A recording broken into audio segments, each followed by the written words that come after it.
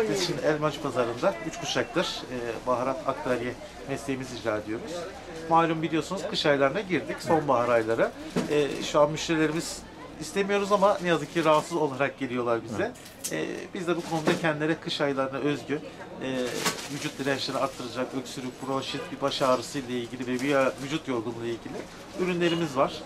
Onlarla yardımcı olmaya çalışıyoruz.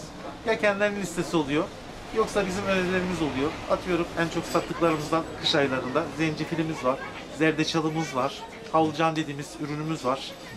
O çok gidiyor. Hatmi, Çin çayı dediğimiz bir çayımız var. O ıhlamur.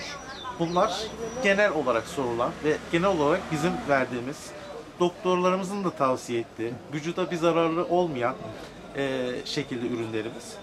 Yaptığı iş vücut direncini kaldırıp en yükseğe zirveye çıkartıp rahatsız iyi şekilde terleterek vücuttan atmaya sağlıyor dediğimiz ürünler.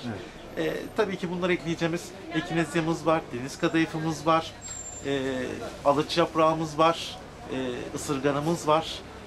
Rahatsızlığın durumuna göre biz burada müşterimize de yardımcı olmaya çalışıyoruz. Yine dediğim gibi bir listesi varsa, gerekecek ne varsa, böyle liste gelip de vermek de yok. Gerekecek şekilde müşterinin durumuna göre ayarlayıp biz burada yardımcı olmaya çalışıyoruz.